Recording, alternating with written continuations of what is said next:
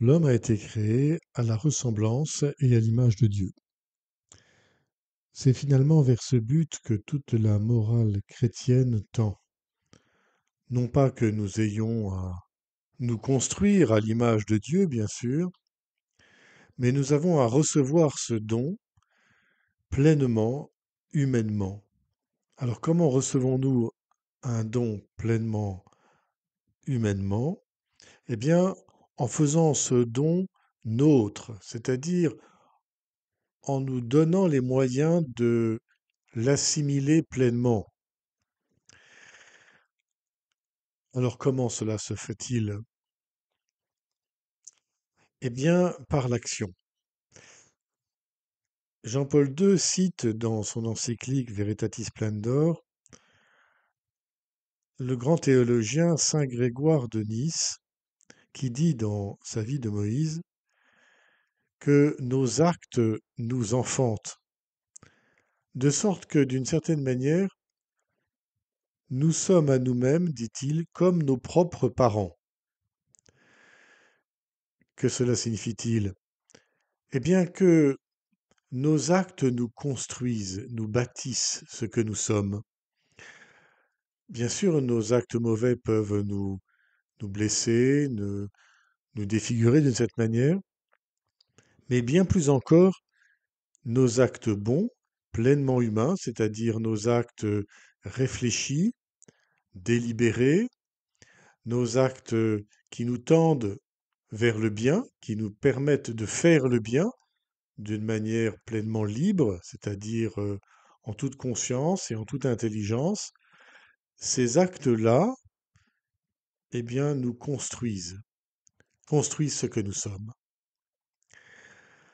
De sorte que, en choisissant de manière intelligente, délibérée, en toute conscience, c'est-à-dire en toute liberté, en toute autonomie de jugement, en choisissant ce que Dieu nous présente, ou nous révèle plus exactement, comme bon à faire, à saisir, à comprendre, eh bien, si nous le choisissons, ainsi, librement, nous nous laissons transformer par ces dons. D'une certaine manière, pourrait-on dire, c'est notre action qui permet à la terre que nous sommes de fendre son côté dur, imperméable. C'est nos actions qui nous permettent d'une certaine manière de labourer notre terre d'accueil, notre cœur, notre humanité, pour recevoir pleinement l'eau de la grâce, la pluie de la bénédiction, le don de Dieu, qui alors pénètre en nous vraiment, parce que nous avons décidé de le faire nôtre, de nous l'approprier par l'action de notre intelligence, de notre volonté.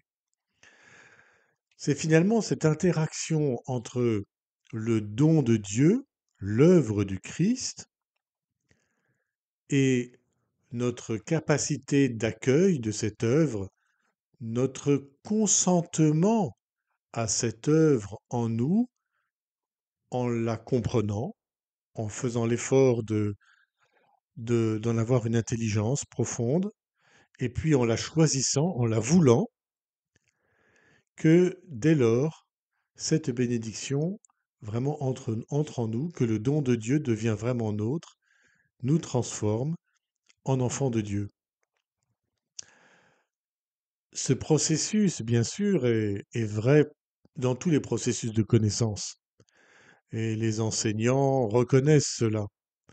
Et nous tous qui avons été étudiants d'une manière ou d'une autre, que ce soit pour une science ou pour un savoir-faire, y compris physique et matériel, manuel, mais aussi un instrument de musique, que sais-je encore.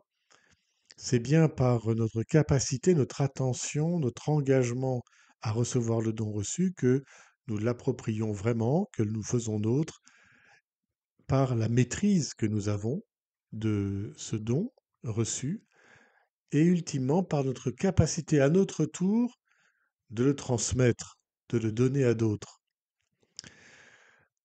C'est pour cela que celui qui ouvre son cœur ainsi à l'action de Dieu pour être vraiment fils, du Père, devient alors peu à peu toujours davantage capable d'être père ou d'être mère, c'est-à-dire à son tour d'engendrer à la connaissance, à la vie nouvelle, au renouvellement de son cœur, d'autres personnes à qui l'on va transmettre cela. Non pas que l'on ne soit capable de faire ce que le Christ a fait, non pas que ce soit nous qui ayons été sur la croix et qui sommes ressuscités.